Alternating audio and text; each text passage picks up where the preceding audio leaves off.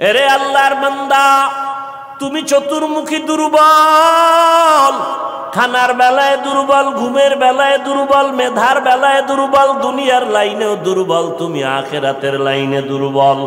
এখন যদি তুমি জান্নাতের পথে চলতে চাও, একা একা চলা যাবে না, তোমার সাহায্য নিতেই হবে। সাহায্য ছাড়া চলার কোনো রাস্তা নাই। তুমি কোরআন পড়তে জানো না, নবীর সুন্নত কোনটা বুঝো না। এখন যারা সুন্নত জানে, কোরআন জানে, তাদের কাছে যেতেই হবে।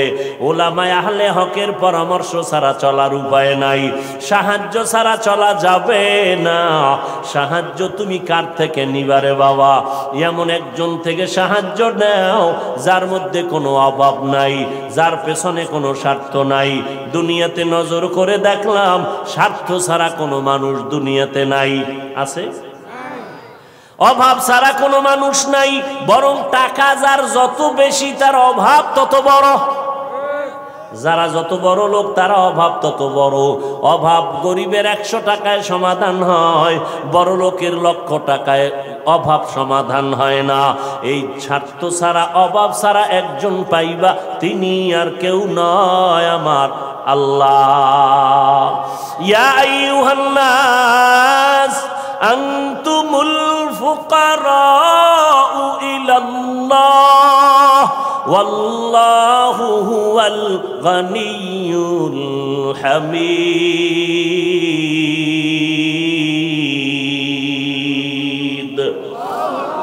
गर तवक्कुल मी कुनी हर सुबह शाम, मेरा सनद रिज़्क़ तू अज़ला मकाम। বাহাদুরি করিও না রে বাবা, অন্যের সাহায্য ছাড়া চলা যাবে না। দোয়াও কিন্তু একটা সাহায্য, দোয়াও সাহায্য। সাহায্য ছাড়া চলা যাবে না। মা বাবায় দোয়া করে, এর সাহায্যে আমরা বড় হয়েছি। মা বাবার ক্লান্ত পরিশ্রমের কারণে আমরা বড় হয়েছি, মা বাবার সহযোগিতায় বড় হয়েছি। কিন্তু স্বার্থ ছাড়া জমিনের মধ্যে কোনো মানুষ নাই, অভাব ছাড়া কেউ নাই। যার কোনো অভাব নাই তিনি হলেন আমার আল্লাহ, যার কোনো স্বার্থ নাই তিনি আমার আল্লাহ। এরে বান্দা, নিজেরে বড় মনে করলে ধ্বংস অনিবার্য। আল্লাহর এক বান্দা বড় আবেদ, আমার নবী সাহাবায়ে কেরামদের ঘটনা শুনাইতেছেন। বড় আবেদ, বনি ইসরাইলের ভেতরে নাম বড়, নাম ডাক বেশি, এত ইবাদত করতেছে। একদিন সিদ্ধান্ত নিয়ে নিল, ঘরের মধ্যে থাইকা ইবাদত একুরেট হয় না, মানুষের সাথে চলাফেরা, মানসিকতা নষ্ট হয়ে যায়। সিদ্ধান্ত নিয়া পাহাড়ের বিকিতে কিনারায় চলে গেল। পাহাড়ের উপরে উঠা ছোট্ট একটা রুম বানাইয়া ওইখানে আল্লাহর বান্দা ইবাদত করে। পাহাড়ের চূড়ায় সাধারণ মানুষ সেখানে যায় না, মন মানসিকতা নষ্ট হয় না। আল্লাহর বান্দা পাহাড়ের চূড়ায় গিয়া ইবাদত করে। ঘরের ভেতরে মা বড় একা, আম্মা জান ঘরের মধ্যে বসে মোটামুটি জীবন যাপন করে। সন্তান আসে না, ইবাদতের মজা পাইয়া পাহাড়ের চূড়ায় উঠে ওখানে ইবাদত করে। একদিন মা মনে মনে ভাবলেন, আমার সন্তান আমার কাছে না আসলে তো আমি ও থাকতে পারে, আমি মা তো থাকতে পারি না। কারণ আমি মা, সন্তানের আমি গর্ভধারণ করে কত কষ্ট করেছি। মা সিদ্ধান্ত নিল, আমি হেঁটে হেঁটে পাহাড়ের কিনারায় যাইয়া আমার বাবার চেহারাটা একটু দেখা কলবেরে সান্ত্বনা দিব। আম্মা জান ঘুমের থেকে উঠা সকালবেলা সূর্যের গরম যখন শুরু, হেঁটে হেঁটে পাহাড়ের কিনারায় চলে গেলেন। আল্লাহর বান্দা আবেদ পাহাড়ের চূড়ায় ইবাদত খানায় নামাজ পড়ে আর আল্লাহরে সেজদা দেয়। আম্মা জান পাহাড়ের কিনারায় যাইয়া সূর্যের আলোতে উপরে তাকাইতে কষ্ট হয়, হাতটাকে কপালের সামনে নিয়ে ছায়া দিয়া উপরে হালকাভাবে তাকাইয়া এরপরে ডাক দিলেন, এই সন্তান, আমি তোর মা পাহাড়ের কিনারায় আসছি, একটু দেখা দাও। আমি মা তোমার চেহারাটা দেখার জন্য পাগলের মতো হয়ে গেলাম। আল্লাহর বান্দা পাহাড়ের উপর থেকে মায়ের কণ্ঠের আওয়াজটা শুনছে। এমন সময় ডাক দিছে মা, যেই সময় আল্লাহর বান্দা নামাজে দাঁড়ানো। চিন্তায় পড়ে গেল, এখন কি মায়ের ডাকে সাড়া দিব নাকি আমার মাওলার সাথে আমি কথা বলবো। সিদ্ধান্ত নিয়েই বান্দা মায়ের ডাকে আর সাড়া দেয় নাই, নামাজে দাঁড়ায় গেল, নামাজের ভিতরে মশগুল হয়ে গেল। আম্মা জান দীর্ঘ টাইম কষ্ট করে দাঁড়াইয়া সন্তান যখন সাড়া দেয় না, মা হালকা একটু কষ্ট নিয়ে বাড়ির মধ্যে রওনা। বাড়িতে চলে আসলেন, ঠিক আছে বাবা তুই ইবাদত করো, ওখানে থাক, আমার ডাকে সাড়া দিলি না, দুঃখ নিয়ে চলে গেলাম। মা বাসায় চলে গেল, কিন্তু মায়ের চোখে ঘুম হয় না। সন্তানের প্রতি যে মায়ের এত মায়া, ওই মায়ের সন্তান মায়ের মায়া কখনো বুঝবে না। যদি সন্তানগুলো মায়ের কষ্ট বুঝতো, জীবনে কোনো সন্তান মায়ের কষ্ট দিতে পারত না, মায়ের চোখের পানি ফালতে পারত না। মা রাতের বেলা ঘুমাইতে পারে না, কষ্ট বুকের চাপা দিয়া। আবার পরের দিন মা বলে না, আজকে আবার একটু যায় বাবারে ডাক দেই, দেখিনি একটু চেহারাটা দেখতে পারি, কলিজাটা ঠান্ডা করতে পারি। আবার আম্মা যান দ্বিতীয় দিন চলে গেলেন সূর্যের গরমে, পাহাড়ের কিনারায় যাইয়া হাতটারে কপালের কাছে নিয়ে আবার ডাক দিছে, ও সন্তান তোমার মা ডাকতেছে, আসো একটু পাহাড় থেকে আইসা মায়ের কাছে দেখা দিয়া যাও, কলিজা ঠান্ডা করো। সন্তান এখনো নামাজে দাঁড়ানো, এবারও চিন্তা করলো আমি মায়ের ডাকে সাড়া দিব নাকি আমি নামাজের মধ্যেই থাকব। সিদ্ধান্ত আগের মতোই অটল, নামাজ আমি ছাড়ব না, মায়ের ডাকে কোনো সাড়াও দিব না। মা দ্বিতীয় দিনের মতো কষ্ট পাইয়া বিদায় নিয়ে বাসায় চলে গেলে, কিন্তু মা মনেরে বুঝাইতে পারে না সন্তানের কষ্ট কখন মন থেকে যায় না। এরে আল্লাহর বান্দা, স্বামী আর স্ত্রী এক জায়গায় ঘুমায়, হঠাৎ একদিন তাকায় দেখে স্ত্রী বালিশে মাথা লাগাইয়া গুনগুন গুনগুন করে কান্না করে। আব্বা জান জিজ্ঞাসা করে, বিবি কাঁদো কেন? কয় তোমার ঘুম তুমি ঘুমাও, আমি মনের দুঃখে কাঁদি। বলে কি দুঃখ? তোমার জানার দরকার নাই। মা চায় বাবায় জানো, না জানে তো বাবাও দুঃখ পাবে। স্বামী বেচারা কয় না, বলো তুমি কেন কাঁদো? আমার মনে বড় কষ্ট লাগতেছে। কেন কাঁদো বলো? মা চোখের পানি ছেড়ে কয়, স্বামী আমার সন্তানের জন্য আমি জীবনটা বিলায় দিলাম। আজকে 7টা দিন হয়ে গেছে সন্তান আমারে মা বলিয়া ডাক দেয় না। আমি পাগলের মতো হয়ে গেছি। বলে কেন ডাকে না? বলে সন্তান একটা অন্যায় করতেছিল, আমি একটু ধমক দিছি, সন্তান রাগ করে আর আমার সাথে কথা বলে না। ঘরে আইসা প্লেটটা নিয়ে খানা খাইয়া পেছনের দরজা দিয়ে চলে যায়, আমার দিকে তাকায় না। এবার বাবায় বলে, বিবি তুমি আরামে ঘুমাও, সন্তানের চিন্তায় ঘুম নষ্ট করিও না। আজকে না কালকে সন্তান বুঝতে পারলে তোমার কাছে আইসা মাপ চাবে। মা ডাক দিয়ে কয়, স্বামী আমার তুমি আমারে যত বুঝাও, আমি যতবার খানার প্লেট নেই আমি খানা মুখে দিতে পারি না, তোমারে বুঝাইতে পারি না। আমার খানার থেকে ঘুমের থেকে সন্তানের মা ডাকে এত মজা। সন্তান যখন আম্মু বলিয়া ডাক দেয়, কলিজা ঠান্ডা হয়ে যায়।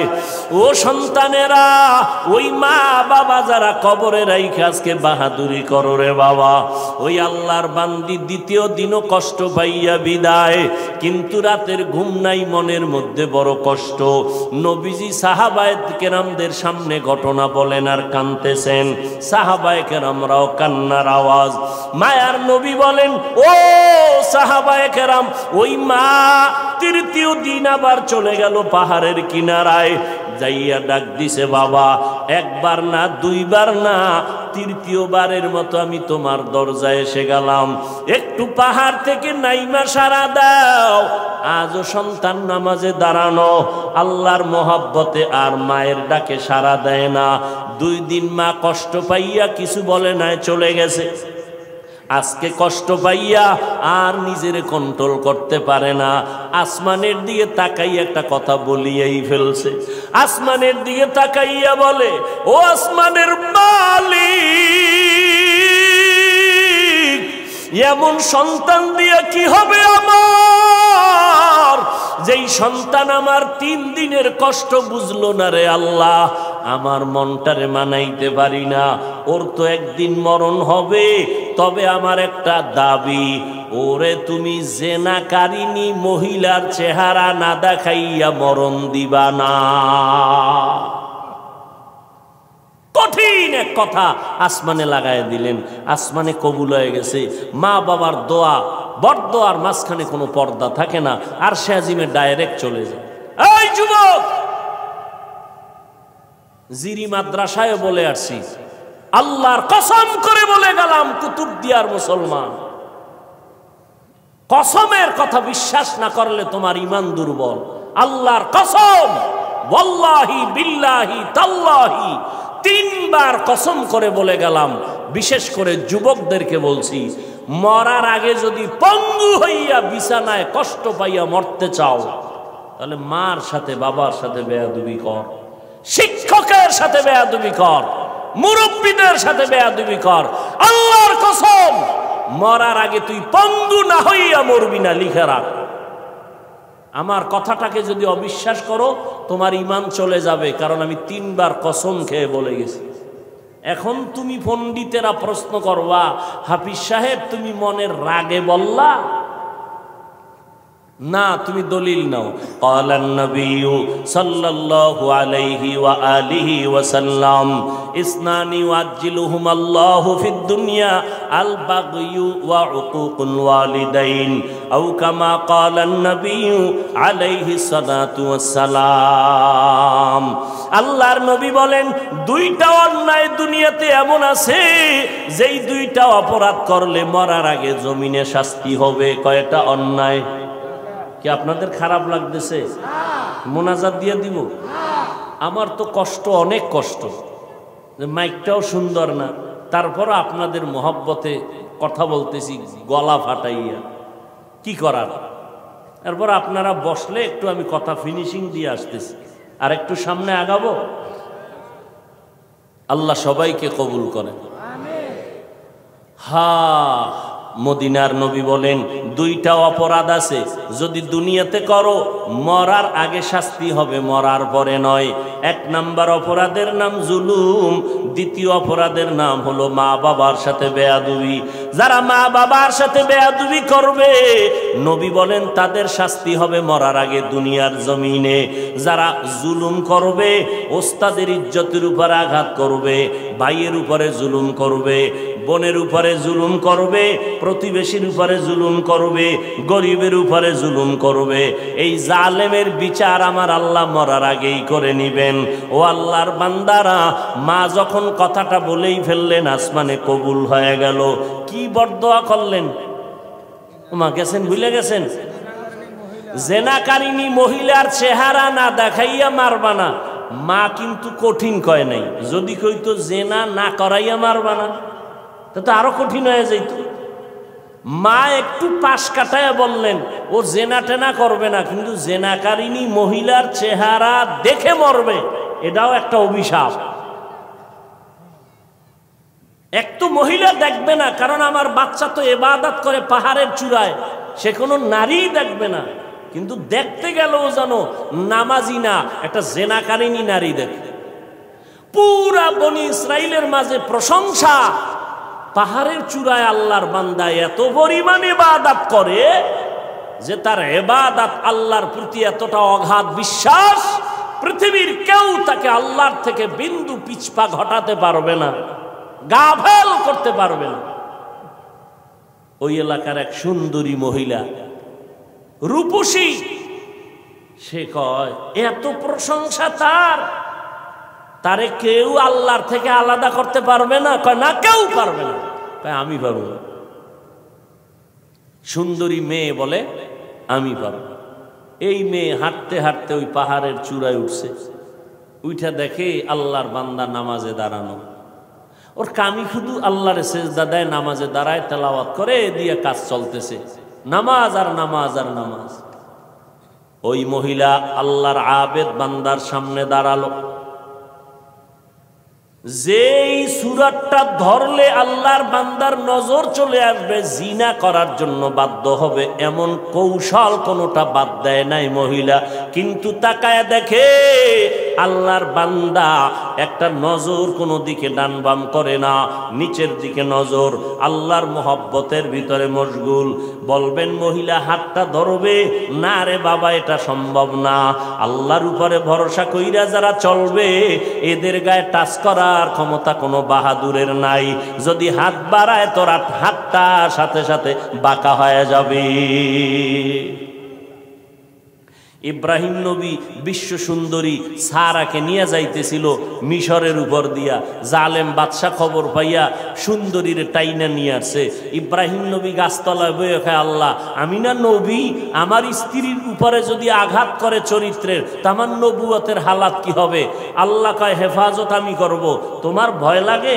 তোমার অন্তর্চক্ষু খুলে দিলাম, ওই বাদশা জালেম তোমার স্ত্রীর সাথে যা করবে তুমি গাছতলা বয়ে সব দেখবা। জালেম মিয়া আসল রুমের মধ্যে ঢুকাইয়া যখন হাত বাড়াইছে, হাতটা বাঁকা হয়ে গেছে, অবশ হয়ে গেছে। একবার, দুইবার, তিনবার পরে বেডি ইব্রাহিম নবীর স্ত্রীর কাছে মাপ চাইছে। মাপ চাইয়ে কয়, তোমার মধ্যে এমন কি পাওয়ার, আমি হাতটা আগাইয়া গেলেই বাঁকা হয়ে যায়? এই মহিলা, তোমার মধ্যে পাওয়ার কি? আমার মধ্যে কোনো পাওয়ার নাই, একটা পাওয়ার, আমি আল্লাহর একজন নবীর স্ত্রী। তাই নাকি? বলে হ্যাঁ। কই সে নবী? বলে গাছতলায়। ডাকো, সম্মানের সাথে ডাকো, মাফ করে দাও আমাকে, অন্যায়ের থেকে মাপ চাইলাম। এইবার বাদশাহ ডাইকা নবীরে মেহমানদারি করাইয়া ওই বাদশার এক খাদেমা হাজেরা এরে দিয়ে দিল ইব্রাহিম নবীর খেদমতে। সন্তান টন্তান নাই, শুইনা দিয়ে দিছে। ইব্রাহিম নবী বিবাহের বন্ধনে আবদ্ধ কইরা এরপরে সে 80 বছরের পরে মাওলা একটা সন্তান দিলেন ইসমাইল নামে। তাও প্রথম স্ত্রীর থেকে নয়, দ্বিতীয় স্ত্রী হাজেরা আলাইহাস সালাম থেকে। তো মহিলা পাহাড়ের চূড়ায় উঠা আল্লাহর বান্দার সামনে যত অপকৌশল করার প্রয়োজন করছে, কিন্তু বান্দার দিলকে তার দিকে আকৃষ্ট করতে। এই যুবক, বুঝো কিছু, তুমিও মুসলমান, আর তোমার মন আকৃষ্ট করবে কিভাবে? তুমি আকৃষ্ট আর একজনকে করতেছ। একজনকে করলে তো হইতো যে হ্যাঁ একবারই মাইয়ার মন আকৃষ্ট করে বিয়ে করে জীবন চালায়। তুমি করতে করতে 10টা মাইয়ার জীবনের উপরে আক্রমণ করেছ। এর ঝাল আল্লাহ দুনিয়ায় মিটাবে, মরার পরে না। জুলুম করেছ নারীর ইজ্জতের উপরে, বিচার হবে মরার আগে, রসুলের হাদিস। মহিলা এবার সার্থক না ব্যর্থ দেখছেননি আপনারা? এরকম বেউস পাহাড়ের চূড়ায় মহিলা কি সার্থক না ব্যর্থ? সার্থক। ব্যর্থ হয়ে গেল, পুরুষের সাথে দুর্বল হয়ে গেল, পারল না জিততে। নাইমে আসে নিচে, কয় যখন সোজা ভারী নেই, এবার বাঁকা তোরে ঠিক করুন। বাঁকা কি? নিচে নাইমা চলে গেল। ওই পাহাড়ের পাশে একটা বিশাল খোলা ময়দান, ময়দানের ভিতরে একটা রাখাল বকরি চড়ায়। ওই রাখালকে ধরলো, রাখালের সামনে যাইয়া অপকৌশল করে রাখালের সাথে জিনা করেছে এই নারী। একটা ছেলে সন্তান হয়ে গেল। ছেলে সন্তানটা হাতের মধ্যে নিয়া ওই বেশ্যা নারী এলাকায় ঘুরে আর কয় বাচ্চা হলো ওই পাহাড়ের চূড়ায় আবেদওয়ালা বান্দার বাচ্চা। দেখছেননি কারবার? ঘুমাইতেছেন আপনারা না? হ্যাঁ, যে ওয়াজ চলে এত পুরানো ওয়াজ আপনারা সবাই জানেন, ঘুমাইলেই হয়। বাচ্চা কার জানেননি? কার কার? আর মহিলা প্রচার করে কার? আল্লাহ জানেনি। মায়ের বরদোয়া একদিক, ওদিকেও আল্লাহর কাছে কাঁদতেছে। দুই দ্বিমুখী সংঘর্ষ চলতেছে। একদিকে মা কইছে জেনাকারিনী মহিলার চেহারা দেখাও, ওদিকেও আল্লাহরে ডাকতেছে যেন ইজ্জত নষ্ট না হয়। মহিলা যখন এই বাচ্চা নিয়ে মানুষের কাছে কান্দে আর কয় বাচ্চা ওই তোমগো আবেদের, তোমরা যার এত গুণগান গাইছো ওই বাচ্চা, জিনার বাচ্চা, অবৈধ বাচ্চা। মানুষ সব শুই না, যারে এত কলিজা দিয়া ভালোবাসি তার অবস্থা এই, লাঠি টাঠি নিয়া এবার পাহাড়ে উঠা, আরে ফিডা খানকা টানকা সব ভেঙ্গে যখন আল্লাহর বান্দার উপরে আঘাত শুরু করেছে, বান্দা বলে তোরা আমার গায়ে হাত দাও কেন? বলে এই খবর, তাই নাকি? বলে হ্যাঁ, আল্লাহর জাতের কসম আমার দ্বারা এমন কোনো অপরাধ হয় নাই। কে বলেছে? আমগো এলাকার সেই রূপসী নারী, তাকে ডাকো। এবার জেনাকারিনী মহিলাকে ডাকা হলো। জেনাকারিনী মহিলাকে ডাকার পর আল্লাহর বান্দা আবেদের সামনে জেনাকারিনী মহিলা দাঁড়ানো। মা কইছে আল্লাহ আমার সন্তানের জেনাকারিনীর চেহারা না দেখাইয়া মরণ দিও না। এই ঘটনা শুনে জেনাকারিনী মহিলা বাচ্চা নিয়ে হাজির। আল্লাহর বান্দা সিজদায় পড়ে কান্না করে কয় আল্লাহ তুমি আমারে মাফ করিয়া দাও, উম্মতের সামনে তুমি সত্যটারে জাহের করে দাও, সত্যটারে তুমি প্রকাশ করে দাও, ইজ্জতের হেফাজত করো। নামাজ পড়ে কান্নাকাটি করে দোয়া করে এইবার মহিলার সামনে দাঁড়াইল। মায়ের বরদোয়াটা এইবার কবুল হয়ে গেল। এইবার মহিলারে কয় তুই নাকি আমার বিরুদ্ধে বলেছ? কয় হ্যাঁ। কি বলছো? কয় বাচ্চা তোমার। কয় নাউযুবিল্লাহ, বাচ্চা আমার? বলে হ্যাঁ। দে বাচ্চা আমার কোলে দে। আল্লাহর বান্দা বাচ্চাটা কোলের মধ্যে নিয়া এরপর বাচ্চারে একটু হাত স্পর্শ করে এই বাচ্চা তুই বল। বাচ্চা তো দুধের মাত্র বাচ্চা, কথা বলতে পারে না, বল তোর বাপকে। মুহূর্তের মধ্যে বাচ্চার জবান খুলে গেল। বাচ্চা বলে আমার বাপ হলো রাখাল। আমার বাপকে?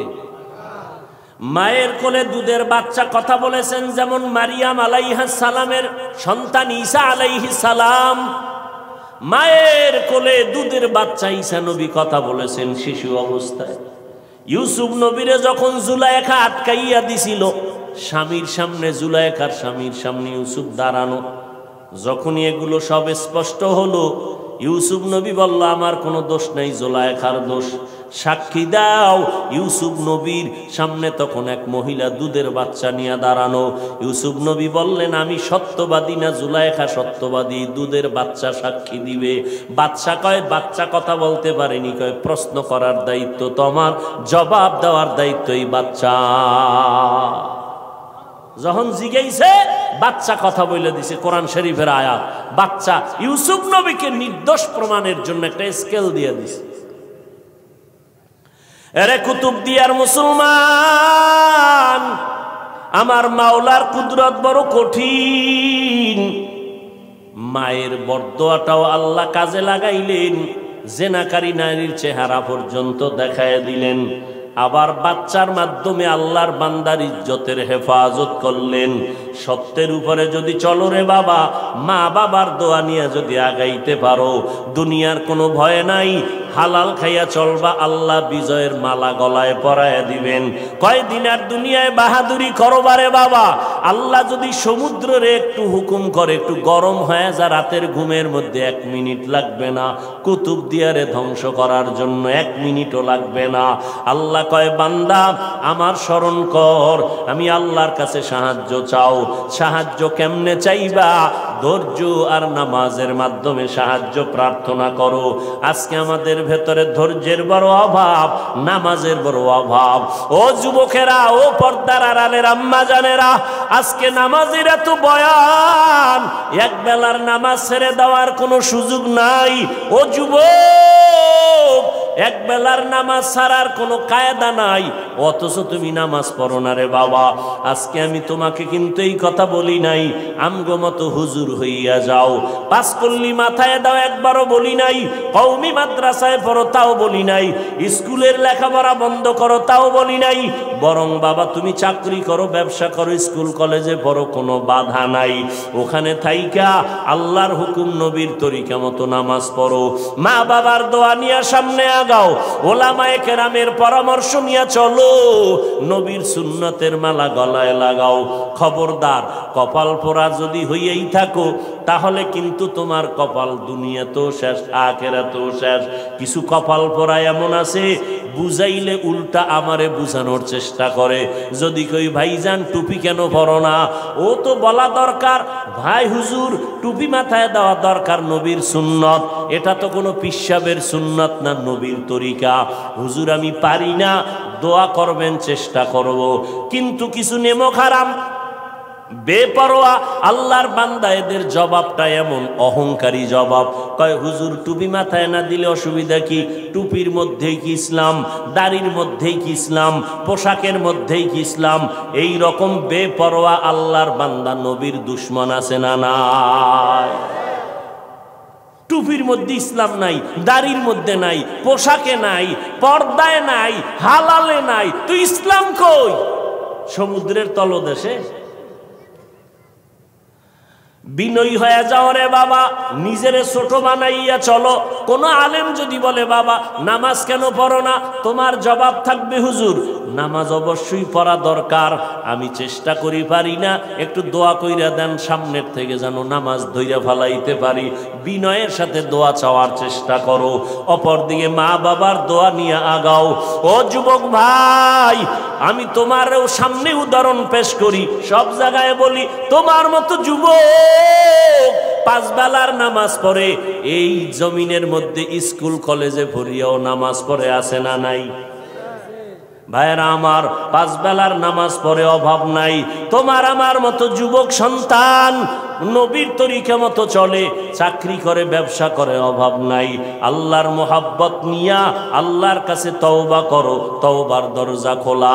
মনে মনে বলো হে আল্লাহ আর নামাজ ছাড়বো না, বেপরদায় চলবো না, মা বাবাকে কষ্ট দিব না, ওলামায়ে কেরামের পরামর্শ নিয়ে চলবো, নবীর তরিকায় চলবো, ওলামায়ে কেরামের পরামর্শ নিয়ে চলবো, নবীর সুন্নাত মেনে চলবো। আল্লাহর কাছে যদি তওবা করার নিয়ত হয়, খাঁটি তওবা করার নিয়ত যাদের আছে, দুটো হাত আমার আল্লাহকে দেখায়া দাও। আয় আল্লাহ আমাদের হাতগুলো কবুল করে নেন, তওবা কবুল করে নেন, তওবার উপরে মজবুত হইয়া চলার মতো তৌফিক দান করেন, আমিন। আলহামদুলিল্লাহি রাব্বিল আলামিন, ওয়াসসালাতু ওয়াসসালামু আলা সাইয়্যিদিল আমবিয়াই ওয়াল মুরসালিন ওয়া আলা আলিহি ওয়া আসহাবিহি আজমাইন। ইয়া আরহামার রাহিমিন, ইয়া আরহামার রাহিমিন, ইয়া আরহামার রাহিমিন। রব্বিরহামহুমা কামা